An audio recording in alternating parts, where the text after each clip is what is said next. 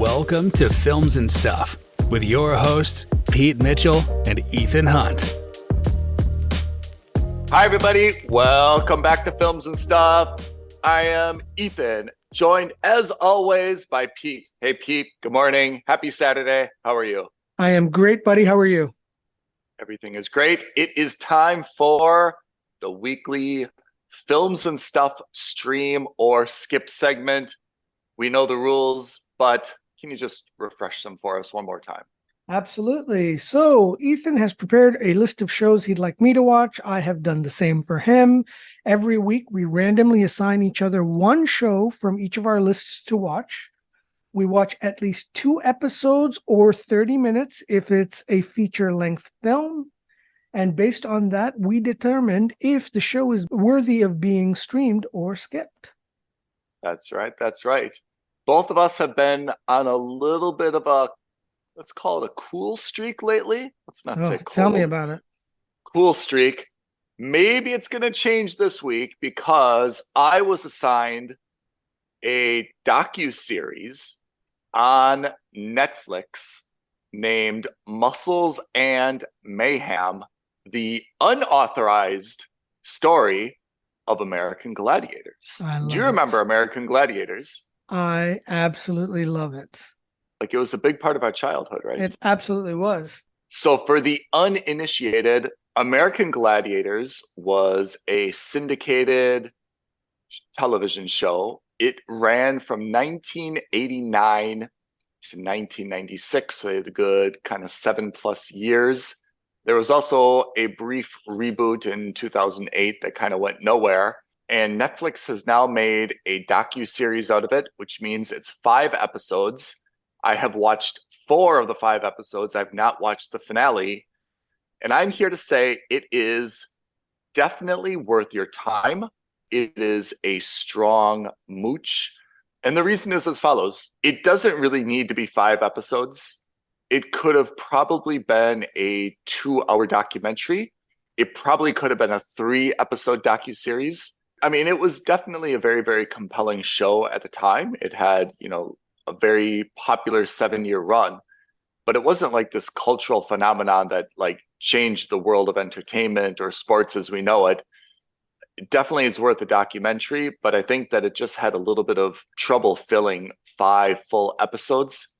There's a lot of interviews, and I have to say the people that they've chosen to interview are pretty good. For those who don't recall the show, there were gladiators who were kind of like the professional athletes on the show, and they were all dressed in red, white, and blue with a lot of sparkly and spandex type material. They were all huge. The men and women were all huge. In their own right, pretty accomplished athletes. And the documentary goes into some of their athletic backgrounds and achievements before they became gladiators. They competed in about 5 or 6 different athletic events, kind of like obstacle course type things against, just kind of like the everyday common man who was the challenger. Some of the better or more well-known gladiators were Gemini, Nitro, Laser. I think all of them were professional American football players who either had a very short career or tryout or were injured and they were looking to do, something else.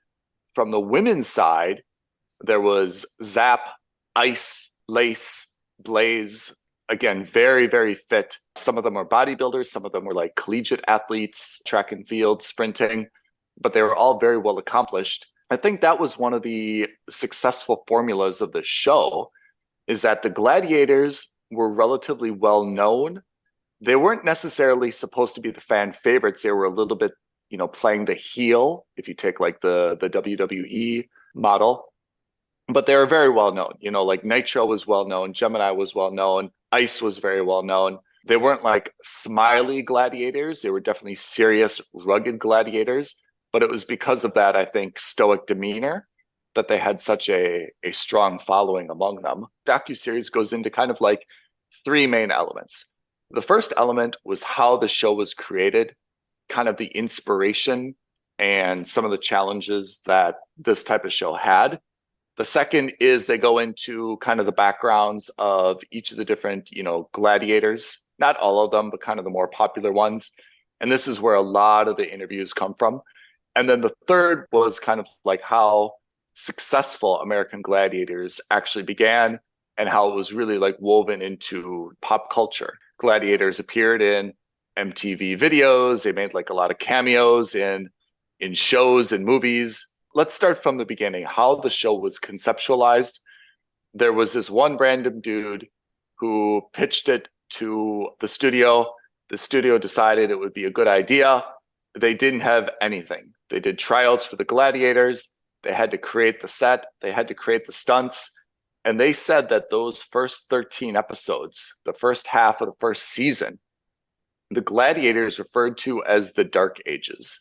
They said like everything was wrong and ratings were super, super low. Their outfits they were basically just spandex. There was no padding on them at all. Basically, they were playing all these sports on just like a movie, like a Hollywood set. There's no padding. There's no protective gear. The set itself, it was cheap looking, not very impressive. The events hadn't really been well thought through. It wasn't really clear who had a competitive advantage. To change the set from event to event, was like an all-day process. Oh, and they also said that the original contestants were not like the everyday man. They were also kind of like former accomplished athletes. So the Gladiators said, first of all, every match was very, very challenging. But they're like, if we had to do like this all day, like they were getting like really beat up and it was really exhausting for them because they were basically going up against very formidable opponent repeatedly. So the first 13 episodes were not very successful. They rebooted a little bit. They hired some new folks to be the director. They hired some new folks to kind of take over the design of the set and the design of the events. They improved the padding, the protection. They rethought the outfits. The second half of the first season was much more successful. And the look and feel was much more like what you and I recall. So originally the contestants were just hiding behind like these fake trees. And it looked like really weird. Like even they showed the footage and it just looked terrible. Then they said, let's make it like a little bit more, futuristic. So they had kind of like these gray boxes, with like the white outlines that looked like a little bit more like Running Man or Tron, like the style at the time. And then they stopped recruiting like very, very good athletes to be the contestants. And instead they wanted to do kind of the everyman because they really wanted it to have kind of this Roman David Goliath gladiator, type feel that no one was really interested watching two former professional athletes pull and tug and joust each other. It was more interesting when there was a clear underdog. Right. And therefore, when the underdog won, it was like a little bit more exciting and everyone got more enthusiastic over it. So that's kind of the creation of the series. Then the second part is, of course, going into each of the different gladiators, how they were recruited, what they thought of it, what the process was, a little bit of their backstory. And then they go a lot into substance use and abuse. So that particularly focused on steroids. And that's a little bit of a taboo topic because some of the folks were straight up, yeah, I did steroids. And some of them were like, I never did steroids. And then they were pressed a little bit more. And then it was, well, I did growth hormone or I did this, but I never did steroids. The majority of the gladiators were on some type of substance to help them get so big. And they were incredibly big. From the male perspective, the guys were big and muscular and strong, but not something that you and I would be like, whoa, we've never seen anyone that big before. They were proper American football-sized athletes. I mean, it would not be unusual for you and I to see like a person like this if we went to the mall or walked around town, once a day. The women were something else. The women were dramatically big. And I would venture to say you could not find women like this in everyday life. They were really, really big. Most of them came from bodybuilding backgrounds. So I think that's kind of the difference between the men and the lady. And there's an interesting point to make that I didn't realize, and it was probably glossed over a little bit. The men and the women in this show were treated very, very equally. The women had the same events as the men. Let's take the event Joust, because I think we probably remember that one, right? Yep. They had like these big Q-tips, these big things. They stood on a pedestal and tried to knock each other off. The men and the women had exactly the same equipment. The woman's Joust stick was not smaller. It didn't weigh less. The pedestal was the same height, same distance. It would be like man joust, then female joust, then female this event, then male this event. Remember they had the cannonball event, right? Where someone like jumps on a rope and they swing and they try to knock the gladiator off the pedestal. That's right. You remember this one? Everything was the same, men and women. Like even if you look at like the WNBA, a women's basketball is a different size than a men's basketball. In American Gladiators, everything is exactly the same. So the females even said, like, I don't know if they shared like a locker room, but like they shared like a facility, and there was no like the men's facility was so great and the women's facility was less. Like everything was the same. Like we were treated the exact same as the men. We were gladiators. No one said woman gladiator, man gladiator. And they said, like, looking back now, we appreciate how egalitarian that was. At the time, we didn't think about it. Like, it was just like, okay, we're all on a show. But they're like, looking back now with all and this is filmed in 2022. They're like, looking back at all the gender equality issues now, they're like, we never had any of that.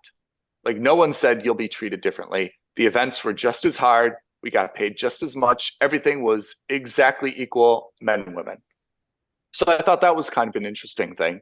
The backgrounds for all the gladiators are interesting just because like every person has their own background, but none of them were like terribly different than what you'd kind of assume. And then you get into the third part, which is the success of the show. And after it started a little bit slow. It gained huge momentum. It was, referenced in pop culture. It was syndicated worldwide. It became kind of like a mini Baywatch in terms of everybody knew it. It was ubiquitous. Everyone watched it. Everyone loved it. Eventually, it grew too big for its own skin. And to be honest, the events never really changed. And it just kind of like slowly died down. I imagine when I watch the 5th episode, it will explain exactly how that is. But it basically just seemed that everyone kind of got fatigued and they moved on to the next place. But at the time, it was super huge. They were showing like all the different cameos that gladiators made. Like, remember the Ellen DeGeneres show? Like when she had a sitcom. Like there was an American Gladiator episode where Ellen was a contestant on the show and she fell in love with one of the gladiators. It just shows like how pervasive the show was in kind of like mainstream culture. It was really a phenomenon at the time. So I enjoyed watching it. I enjoyed watching it because I watched the show as a kid. I feel like it was on like Saturday mornings or Sunday mornings, kind of like after, like the animated cartoons would end. I feel like I watched it a bunch of times, like I recognized Nitro. I recognized Ice, like the names, came back to me. So it was a good stroll down memory lane. It was interesting, solid mooch. Definitely, it's not a must subscribe. There's just not enough interesting about that. And honestly, now that you've listened to this podcast, you probably get the sense of everything. Of course, I'm leaving hours of details out, but for the most part, I think that you get it. But it was very satisfying to watch, and I would absolutely give it a strong mooch as a rating. I think as with most docuseries and documentaries, it comes down to the individual viewer's interest in the topic being discussed. Yep. That's probably why it's a strong mooch for you, and it's probably why I will definitely watch this show. It's because I loved gladiators growing up. We made the same comment with Michael J. Fox when we saw Still. The level of interest for you, the viewer, will determine the rating. I think it's very rare that you would watch a documentary and hate it if you like the topic. There's also a lot to be said for the folks that are interviewed. Nitro was a very charismatic interviewee. a little bit dramatic. There's some folks that you feel like, wow, this person's been waiting their whole life to be interviewed. He was a little bit dramatic, but he was very well spoken, didn't avoid questions. Like, he was a very, very good interviewee. They interviewed some of the executive producers. Those people were pretty dull. And maybe you'd think, okay, of course, a gladiator is going to be more charismatic than a producer, but there's no reason why the producers had to be so dull. To be honest, their interviews didn't really add anything. When there was a topic of like health and safety, they just gave these very generic kind of answers like, of course, we were always looking out for the safety of the gladiators and the contestants, and we reviewed, those safety measures, from time to time. Like, that's just not like a documentary type answer, right? Whereas Nitro's like, come on, what did they think? I was not given any knee pads. I was not given a helmet. I was given hot shorts and a tank top. Like, there's no protection even from like carpet burns. We're playing on basically a cement surface that just has like a thin layer of carpet over. What did they think was going to happen? Like, his answer was way more charismatic. For a docuseries, I think it also depends on if you can get the right folks to be open and candid and a little bit spontaneous on camera. Right. So anyway, that is Netflix's Muscles and Mayhem. The unauthorized story of American Gladiators just came out. It's definitely a mooch, but if you've watched the American Gladiators series, I think that there's something in it that will definitely trigger your trip down memory lane, and hopefully they're good memories for you. Excellent. I'm looking forward to watching it. But enough about me. Let's get to the main event, my friend. Is your cold streak over? I don't think it's over, but it could be. It's lukewarm. Oh. So this Tell week, us. I watched on Paramount Plus Taylor Sheridan's latest show, Special Ops: Lioness, otherwise colloquially known as Lioness. Lioness. Can I give a spoiler alert? I watched it also. So I'm going to let you describe it, but then you and I can have a little bit of back and forth on it. Absolutely. So the show is a military-themed thriller. It's basically about a team of, I don't want to say women only, but it's basically a women first or a female forward group of special operatives who are called Lionesses. Mm-hmm. And the reason that the covert ops focuses on women is because the team plants American soldiers / spies, let's say behind enemy lines, as the girlfriends of some known terrorist or the girlfriend of the wife of a known terrorist and so forth. And the idea of planting these operatives into that group is they'll be able to determine, valuable intel such as locations or targets, that sort of thing. I think that's a cool idea. I have to say, I don't know if that's a real thing or not, but I think this is a very cool take on something that we haven't seen in a very large library of war on terror type shows. This military target style show, and more specifically, this show fits in a subgenre of military thrillers on TV, which is the modern day military thriller. I'm talking like the John Krasinski led Jack Ryan. It's a little bit more gritty. It's a little bit more action heavy. It's a little bit more modern. It's less cerebral, but it's more, focused on action elements than it is about covert operative elements. Although this show does focus a lot on being a covert operation. So it's pretty good. I'm actually up to date. Normally I watch 2, maybe 3 episodes. I've actually caught up on all 5 episodes that have been released so far. The show stars Zoe Saldana. This is an element that she's played very, not often, but very well. She did this in The Losers. She did this in Colombiana. She kind of was like this with Gamora in the Avengers movies, where she's like this hardcore fighter. She's really tough. She's no nonsense. She's not like a jokey person. She's very serious. Like she's there to do a job and that's it. Fair enough to her. Even though we've seen her do this a lot, she's very good at it. You don't just believe her in terms of her acting, but like in terms of her physicality, she's unparalleled. It's the same reason that Michelle Rodriguez get cast in similar type roles to what we see her as Letty in Fast and the Furious, because she's very good in that role. So, and that's the same thing. I agree. The premise of this series is that in the first episode, Zoe Saldana's operatives, they lose her plant because she gets found out because she's got a tattoo. And obviously she wasn't supposed to have a tattoo.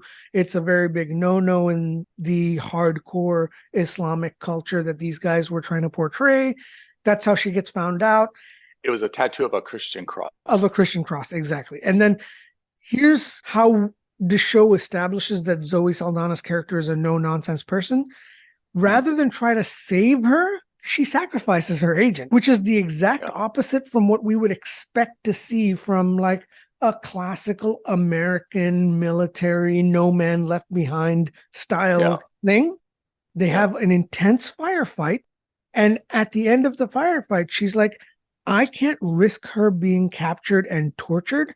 I'm just going to have a predator drone blow up the entire building, blow up the terrorist cell, and I'll sacrifice my operative. I mean, it came out of left field. I thought we were in for like a 40-minute fight sequence. Not at all. We saw 5 minutes of shooting punctuated with a predator missile strike. And that was the first 10 minutes of the show. That established that she is a cold-blooded operative who is mission first, everybody else second. I'm just going to chime in. I love that part. I've got a complaint about how the rest of her character is portrayed that I don't think is consistent with that. But I love that part as well. And I thought that was a very, very good device to use. I also think that they did that on purpose because by the end of this season, she's going to be forced to make that same decision. And this time she's going to go in and try to save the operative. Probably. It's a very good way to establish that she's a cold-blooded killer, but it's almost too cold-blooded for TV, even though that's probably the most realistic thing that the American military certainly would do. Mm-hmm.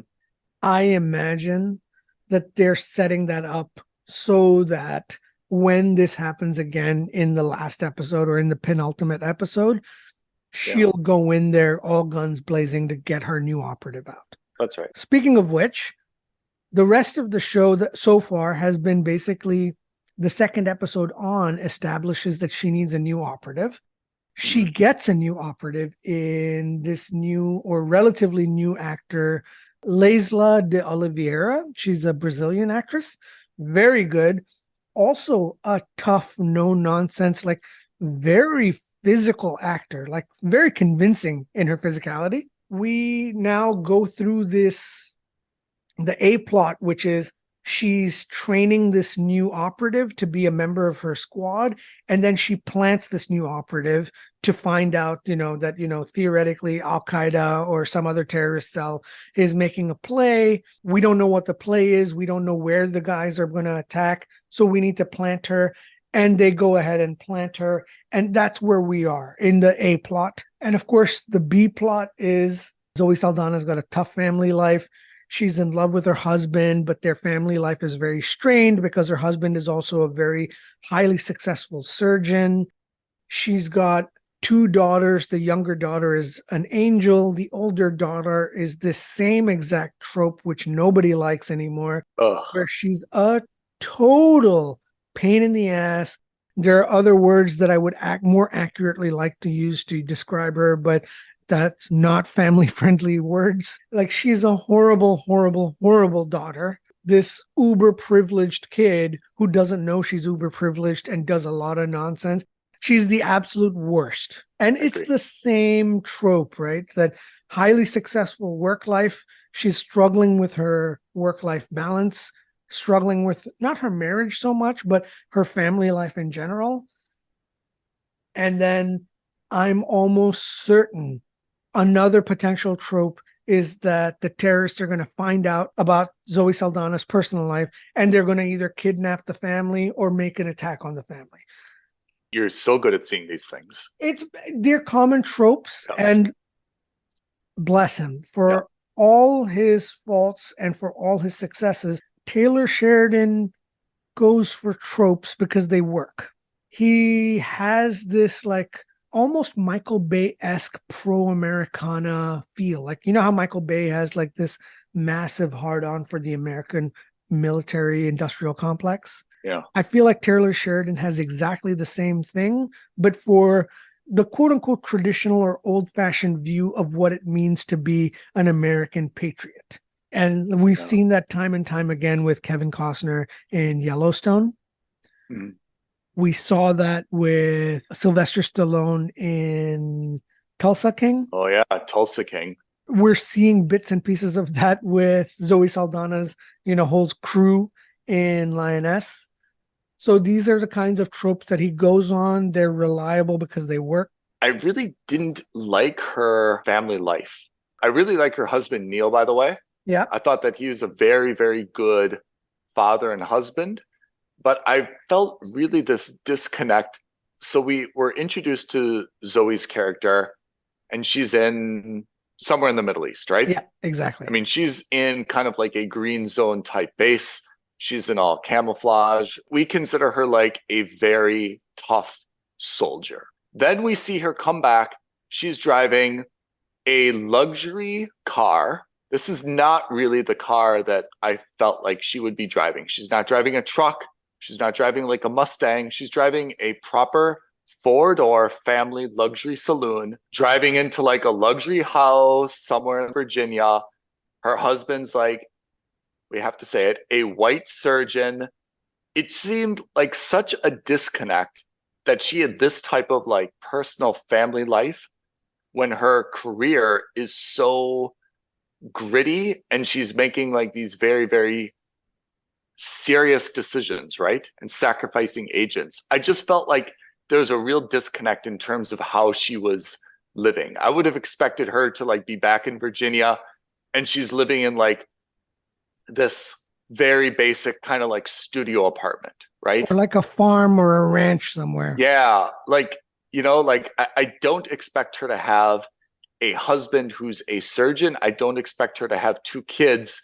She seems to be all about the mission, 100% dedicated. I would think that she'd be kind of like this recluse, like people are trying to call her, reach her. Like she has like this friends and family network, but she's like always too busy. She ignores them. And she's just kind of like a recluse, only focused on the mission, living in this very small apartment, doesn't care about anything else but the mission. I would have been more sympathetic to her character. I felt this big disconnect where it's like, so she's in, make up the place, Syria, Iraq, gritty, sacrificing lives. Then she's coming back, gets into her luxury car, drives to her big luxury house, sits by the pool in the backyard with a bottle of wine with her husband, who's a surgeon. Like, it just felt too disconnected for me in terms of, I guess, I felt like she was less dedicated to the mission and more dedicated to just kind of like winning or losing, not really looking at like the consequences or the bigger picture of what winning or losing were. Let me pose an alternative. What if she were living that recluse-esque lifestyle, right? Or this solitary kind of lifestyle. And she's not married yet, but she's dating this surgeon guy. Yeah. He doesn't know that she's this military guy. She's got that cover, you know, that she tells her daughter she's a translator for the UN. Yes. And then she doesn't have the family, and then she gets pregnant. Dude, this is why we so deserve to be writing shows, because this is exactly it. So she's back in the US, right? She's got an injury. She doesn't go to like the VA hospital. She goes to like a private medical center because she's allegedly not in the military, right? And she's got like a shoulder injury, or she's got something. That's where she meets the doctor. He's like asking her out. She's like, no, I'm a recluse. Eventually she relents. They go out. She's introduced to his two daughters. His wife passed away, or they're divorced, or whatever his backstory is, right? She gets pregnant. She like leaves him. She's like, look, this was a fun fling. Gotta go. Finds out she's pregnant. And then she's back in the mix. Better story, right? I mean, it certainly makes things more exciting for her in terms of the dichotomy of her mission first focus versus now I'm pregnant. I just have a problem with her personality. When we see her personality, I can't even get myself into a place emotionally to imagine her and her husband like dating, courting. What was that about? Because she's not winning him over. Surgeons have a very clear disposition, and I would expect CIA contractors have a very unique disposition. They're not going to dinner and she's not wowing him with her intelligence job. Her cover is that she's just a translator. She's trying to dumb it down. Where was the attraction? Where was the courtship? What did they have in common? It doesn't seem like anything. Even to like start a family, she's going to continue to have this job when she has not one daughter, but two daughters. Doesn't make sense at all. It's a way more realistic cover, as you mentioned, that they somehow meet and then there's a courtship. And she thinks, look, this was a fun little fling. You're a nice guy. I've got a more important job to do. Then the pregnancy surprises them both. And then they're back into it. And then you can also understand the resentment of the older daughter who lost her mother. The older daughter who's like, hey, I don't know you. I don't like you. I don't trust you. I don't want you with my dad. That and all that like misbehavior is much more contextual for me. Yeah, I agree. To their credit, I think Taylor Sheridan did try to address that where Nicole Kidman, who, by the way, fantastic. So where we see Nicole Kidman tell her, look, maybe you think about shifting roles and becoming a station chief in London where you basically get a desk job, right? It's not like they're oblivious to the same issues that you and I are potentially seeing. They are suggesting alternatives. What do you think of Cruz, the new recruit? I like her. I really like her. So I haven't seen her in anything else. I saw her. So, we forgot to mention this, by the way, but this episode is our 1-year anniversary of Streamer Skip. I totally. Oh, no way. Yeah, this is. I forgot our anniversary. Yeah. This is our 52nd episode of Streamer Skip. Thank you very much. It's been a very, very, very rewarding year. It's been a very rewarding 52 episodes, right? So, wow. The reason I mentioned that is because the last time, and maybe the first time I actually saw Cruz, was in one of our earlier Streamer Skip episodes, Lock and Key, which is streaming on Netflix. Lock and Key. That's where I know her from. I mean, vaguely. I didn't recognize her off the top of my head. When I saw her IMDb, that's when it clicked. She is, as far as I'm concerned, a relatively young / new actor. In general, I buy it. She is tough as nails, right? And there's very little about her in terms of her physicality that I don't buy. So I like it. I'm a big fan of hers. I agree with that. I mean, I don't have a problem with her as a character. I think I actually kind of like her character. I have two issues, I think, with the plot. I really didn't like the episode where she was kind of kidnapped by Zoe Saldana's team, and she was tested to see like if she would break under interrogation or like physical stress, right?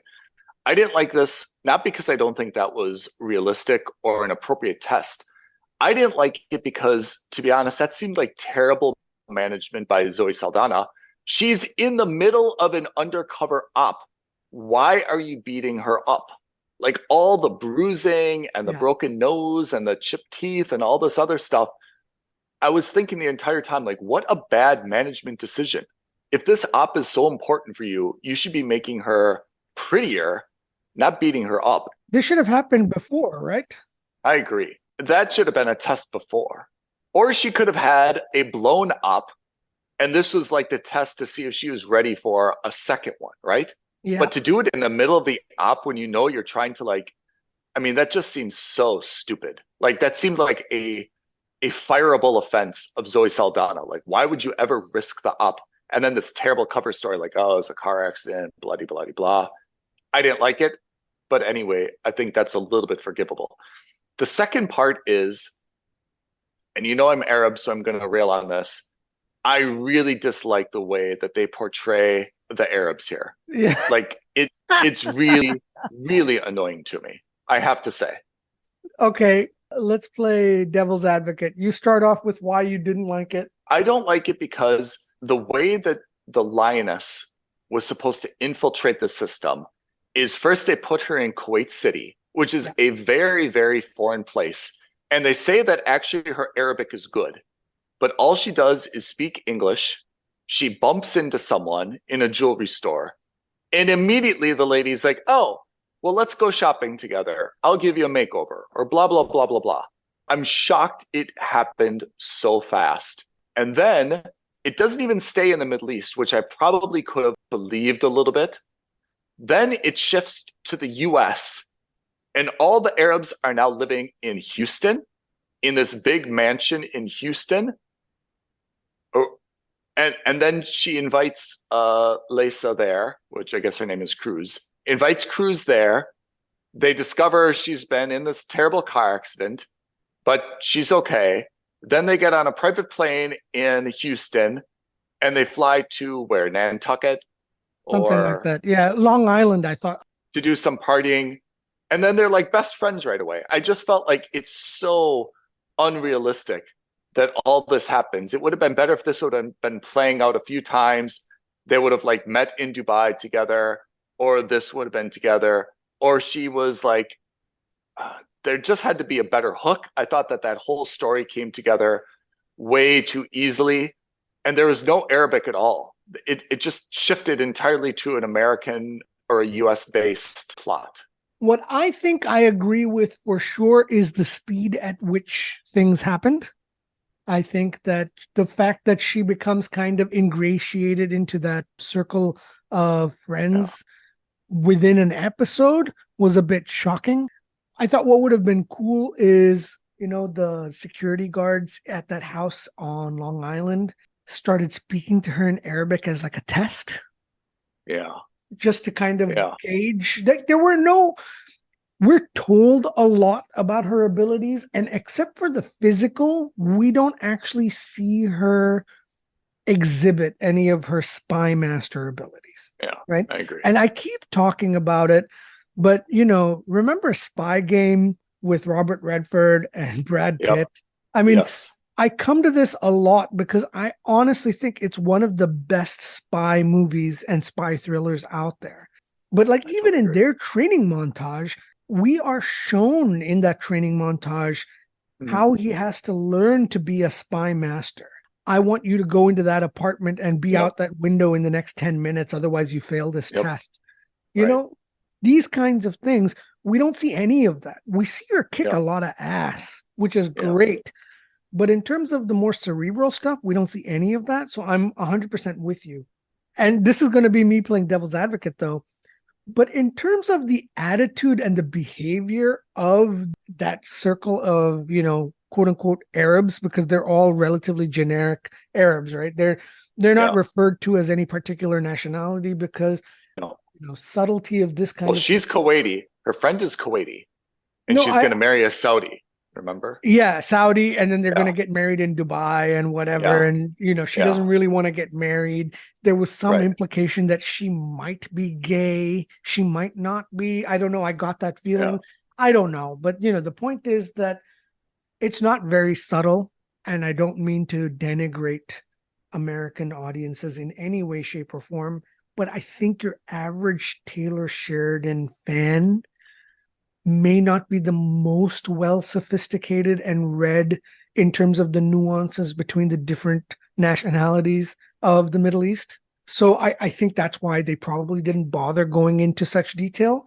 But having said that, in terms of attitude and in terms of behavior, I actually felt like their portrayal of them partying up in, Long Island or on that beach resort town, that seemed relatively authentic to some of the behavior I have seen with some Arabs in the US. I would say like their, if I can say, arrogance, and they kept a very tight group, even though they didn't necessarily like each other. Yeah. They kept like that very insular group. I agree with you. I thought that was realistic. That also caused me why I was so skeptical that they like brought Cruz into the Immediately group. brought her in. Exactly. Yeah. Even you and I, who don't have to be like guarded, it's very hard to like find a friend and like immediately like invite them into your house and stay the weekend and do this and see my doctor and travel with us here. Like, okay, like you can do something with them, but like that's a longer period of time, particularly because Cruz didn't play like a very interesting or charismatic person, right? She didn't really offer anything. It wasn't like she was supposedly super, super wealthy and they wanted like that wealth in the group. She wasn't kind of like a entertainer or a famous person and they wanted that into their group. Like she didn't really bring anything. She didn't really bring money. She didn't bring charisma. She wasn't from a named family or anything. Like there was no real reason why they would have been like so keen. She wasn't even like that nice or interesting or funny. She had just basically was in a car accident, which makes her probably less likely that you'd want to hang out with someone who's obviously recovering from like facial injuries. Yeah. Anyway, that's the overall dynamic of the show. We've, as always, which we love to do, we've digressed a bit. We've tangented a bit. How do you like this show overall? Like, how do you feel about the show when you watch it? So when I first saw it, my immediate reaction was to compare it to Jack Ryan, the new Jack Ryan series. It's got a lot of the same vibes. It's got a very modern / dark / gritty take on American, Middle Eastern, or American / enemy combatant relationships. You know, in fact, it's even got some of the same actors, with Michael Kelly's in there as well. So at first I thought it was quite generic. Not a bad thing, by the way. I thought it was fine. However, I gotta say, and it's in my notes, it was strangely compelling.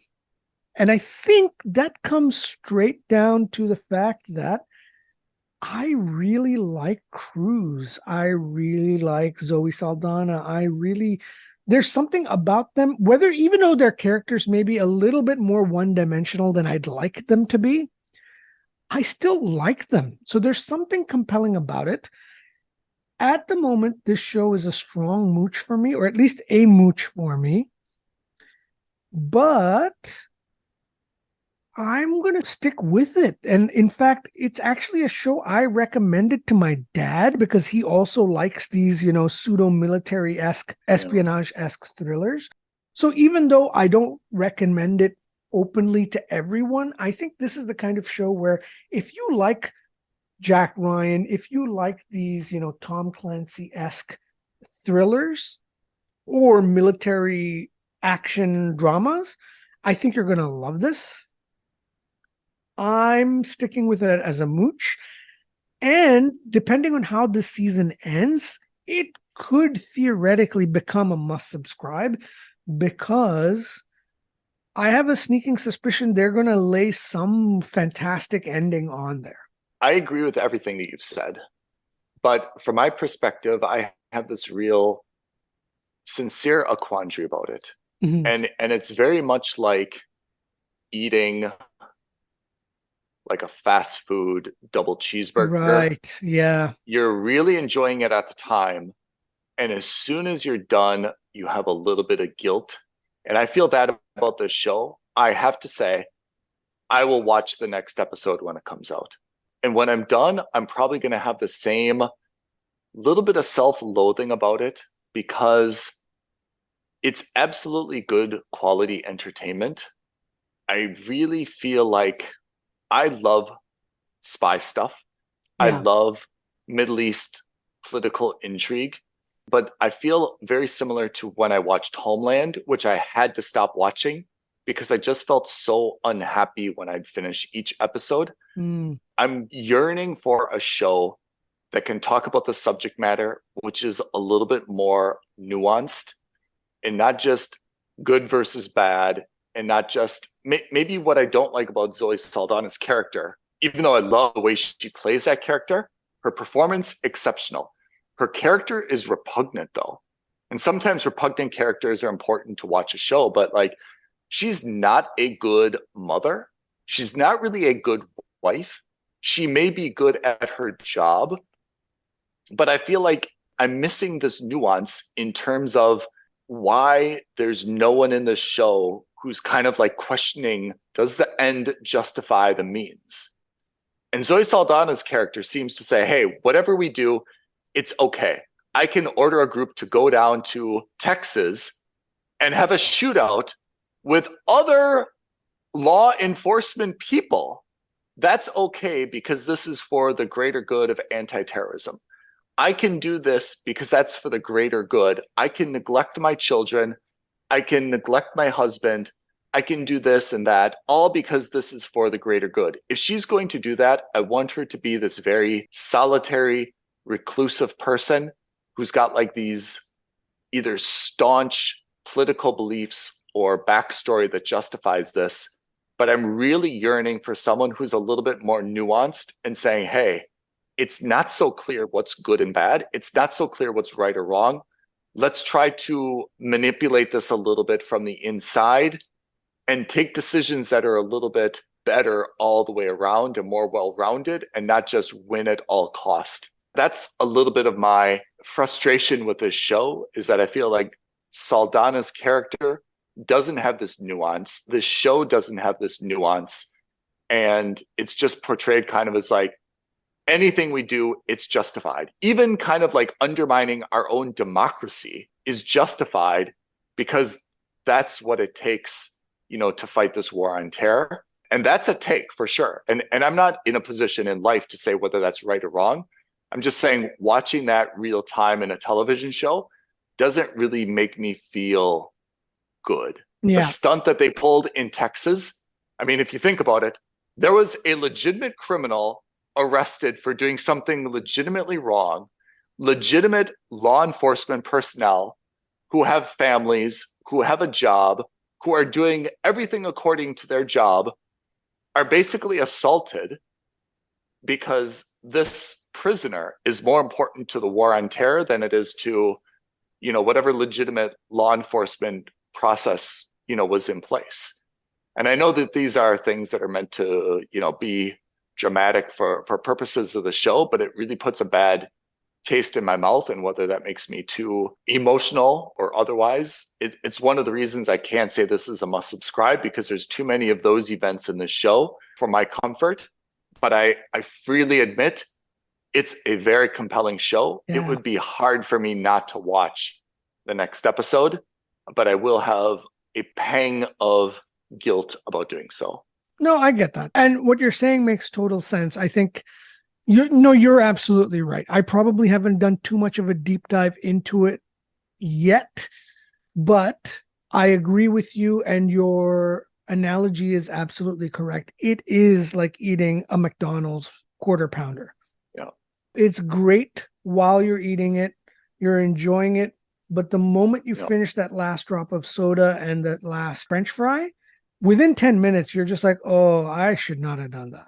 I'm actually okay if it's going to be this balls to the wall show about the war on terror and covert operations. Keep the kids out of it. I really feel like when her kid got in the car accident, and then there's all these like teen issues, right? Yeah, the B plot's terrible. I'm not a fan. That should be kept out. I mean, you can make that show about Neil. Say, hey, I'm a surgeon. I'm called in the middle of the night for these emergency surgeries. I'm always on call.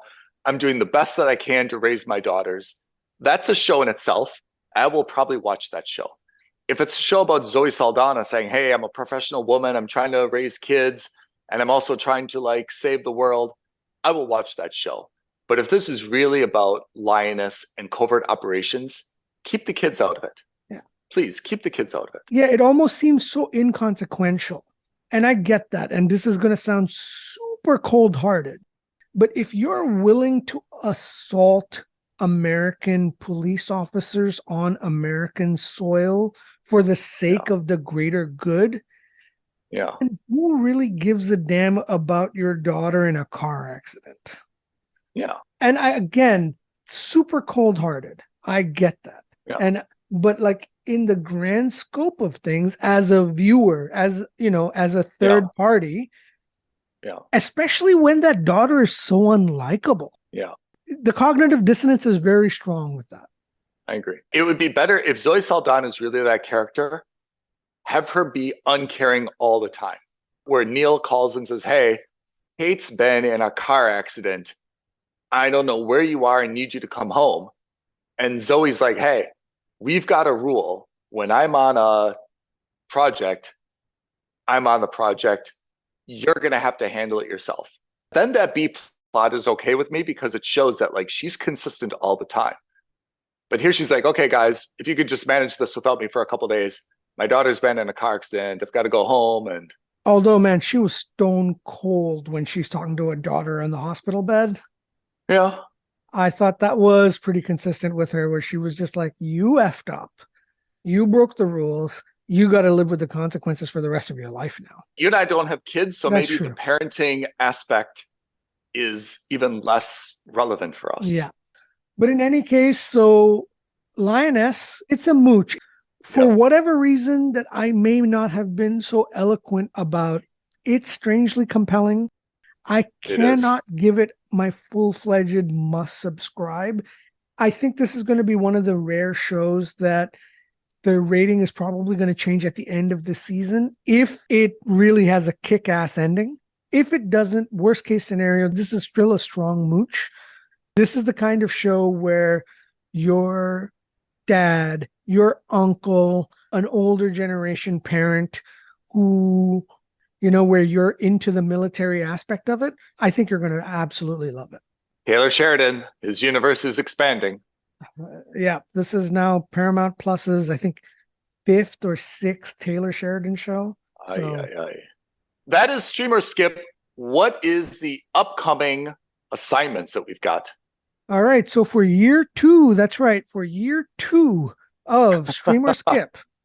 Yep. How do we kick it off? You're going to be on Hulu watching a show called Reasonable Doubt. Oh. And I will be on Amazon Prime watching Justified City Primeval. Spoiler alert, I've seen Justified, the original TV series. I think it was on FX. This is not a reboot. This is a legacy sequel, as it were. So that should be interesting. I'm ready. All right, my friend. Where can all of our listeners give us feedback on season 1 and on these latest 2 episodes? If you have any thoughts on Lioness, on Muscles and Mayhem, are you a fan of the Gladiators? Are you a fan of the American Military Industrial Complex? Are you a fan of Stream or Skip? We all know you are. Don't deny it. Yes. Do you have shows that you'd like us to watch? Reach out to us. You can tweet at us at F&S Podcast. You can DM us on Instagram at Films and Stuff Podcast. You can email us aloha@filmsandstuffpodcast.com. And as always, you can like this video, leave a comment below. Don't forget to subscribe and hit that notification bell. Any of those things helps us out greatly. Ring the bell. That's my favorite. All right, dude. I appreciate your time and your commitment to Lioness this week. Listeners, thank you for your time and attention. We will see you next week. New episode, Films and Stuff. Thanks, everyone, for joining. Thanks, Ethan. Thanks, everyone. Thank you for listening to another episode of Films and Stuff. If you haven't already, please subscribe and review on Apple Podcasts, Spotify, or wherever podcasts are downloaded. Films and Stuff. There is no substitute.